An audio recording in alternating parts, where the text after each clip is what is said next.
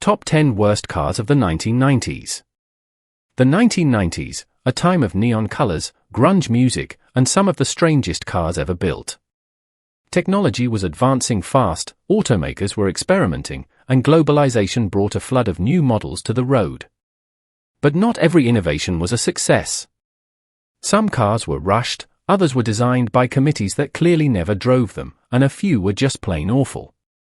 Today, we're breaking down the top 10 worst cars of the 1990s, the breakdowns, the blunders, and the bad ideas that defined a decade.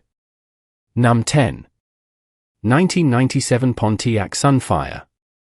The Pontiac Sunfire was supposed to be the cool, youthful cousin of the Chevrolet Cavalier. In reality, it was just a Cavalier with a loud body kit and worse reliability. The styling looked edgy in 1997, but aged faster than a dial-up modem. Inside, it was all hard plastic and squeaky panels. The dashboard warped in the sun, and electrical problems were common. Under the hood, Pontiac's 2.2-liter Ecotec engine rattled and leaked oil after 60,000 miles. And the ride quality? Rougher than a VHS tape tracking error. The Sunfire was GM's attempt at cool, but it ended up being one of the least respected compacts of the decade. Num 9. 1995 Suzuki X-90. Was it a car? A truck? A convertible? No one really knew, and that was the problem. The Suzuki X-90 was a bizarre two-seat SUV with removable T-tops, four-wheel drive, and a shape that looked like a toy left in the sun too long. With just 95 horsepower, it struggled to go up hills, and its short wheelbase made highway driving terrifying. Reviewers called it the world's first clown car with 4WD. It sold fewer than 7,000 units in the US before being pulled from production in 1997. Today, it's remembered mostly as a joke, and occasionally spotted in Geo Metro forums by people asking, why? Num 8. 1991 Chevrolet Lumina APV. When GM decided to make a futuristic minivan, they went too futuristic. The Lumina APV's long, sloped windshield and pointy nose made it look like a handheld vacuum cleaner. The dashboard stretched so far forward you could barely reach the windshield. Sure, it had space-age looks, but it also had space-age problems. The 3.1L V6 was underpowered, the transmission failed regularly, and build quality was pure 1990s GM, bad seals, rattling panels, and fading paint. Car and driver called it a plastic experiment that should have stayed in the lab. It was so odd-looking that even its sibling, the Pontiac Transport, was mocked as the dustbuster van. Families wanted practicality, not a van that looked like it came from the Jetsons. Num 7. 1995 Hyundai Accent. The 90s were Hyundai's awkward teenage years. The Accent was their attempt to win over US buyers with a low sticker price and long warranty. The problem? You got what you paid for, and then some. Its 1.5-liter engine buzzed like a chainsaw, the paint peeled in months, and interior plastics cracked from sunlight. The seats felt like cardboard, and the suspension bottomed out over speed bumps. Even new, it sounded like it had 150,000 miles. To Hyundai's credit, they improved dramatically after the 2000s, but the 90s Accent remains a symbol of bargain basement quality. Num 6. 1990 Yugo Cabrio. Technically, the Yugo was born in the 80s, but its misery lasted into the early 90s, when they introduced the Yugo Cabrio, a convertible version of one of the worst cars ever built. Built in Yugoslavia and imported by Malcolm Bricklin, the Cabrio tried to turn a cheap economy car into a fun summer ride. Spoiler, it wasn't fun. Its 55-horsepower engine couldn't handle highway speeds, the roof leaked, and the entire car felt like it would collapse if you sneezed too hard. It became the butt of every car joke in America. Why does a Yugo have a rear window defroster? To keep your hands warm while you push it. When Yugoslavia fell apart in the early 90s, so did the Yugo, literally and politically. Num 5.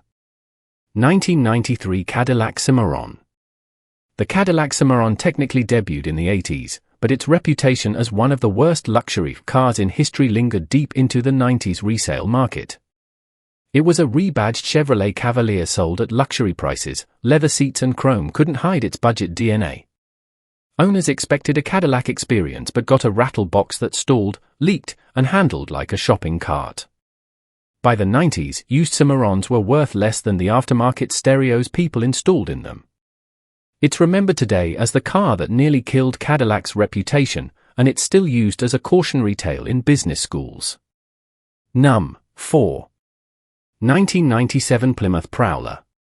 On paper, the Plymouth Prowler was awesome, retro hot rod styling, open wheels, aluminum body, and street-legal attitude. Then you pop the hood and found a 3.5-litre V6. No V8. No muscle. Just 214 horsepower pushing a car that looked like it should have starred in American Graffiti. Performance was underwhelming, the rear visibility was terrible, and the tiny trunk could barely hold a backpack. Worse, the Prowler was automatic only. Chrysler spent millions marketing it as the future of design, but it ended up being a $40,000 disappointment. Cool to look at, embarrassing to drive. A rolling example of 1990s overconfidence. Num. 3. 1998 Daewoo Nubira. Before Daewoo was absorbed by GM, it tried to break into the US market with cars like the Nubira and Lanos, promising European style at bargain prices.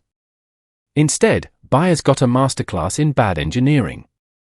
Engines rattled, gearboxes failed, and interiors fell apart faster than IKEA furniture in a rainstorm. Safety ratings were abysmal. In one crash test, the dummy's head literally snapped the steering wheel off. When Daewoo filed for bankruptcy in 1999, many US owners couldn't even find parts or service. The Nubira wasn't just a bad car, it was a warning to all future automakers: if you can't support it, don't sell it. Num. 2. 1998 Ford Contour Mercury Mystique. Ford's attempt to bring a world car to America went sideways fast. The Contour and its twin, the Mercury Mystique, were supposed to merge European handling with American comfort. Instead, they merged European tightness with American cheapness. Rear seat space was tiny, the engines were hard to service, and electrical gremlins plagued everything from power windows to the dashboard lights. Owners complained of transmission failures before 60,000 miles, and the air conditioning system was notorious for dying midsummer. Ford pulled the plug in 2000 and quietly pretended the Contour never existed. Num. 1. 1997 Chrysler Sebring Convertible, beauty meets breakdown. The 1990s were full of stylish convertibles, but none more deceiving than the Chrysler Sebring. It looked great cruising down the boulevard until you tried to keep it running. The 2.5-litre V6 engine was underpowered, the automatic transmission was fragile, and the cheap interior materials fell apart in the sun. Water leaks were constant, and the electrical system was so bad that even brand new models had random warning lights on. Reviewers called it a vacation car, fun for a week, hell for a lifetime. It became the rental car stereotype of the 90s, flashy, unreliable, and destined to die with the top down on the side of the freeway. If you enjoyed this trip back to the 1990s, hit like, subscribe, and tell us in the comments. Which 90s disaster deserves a comeback just for laughs? Thanks for watching, and remember, nostalgia makes everything look better, except these cars.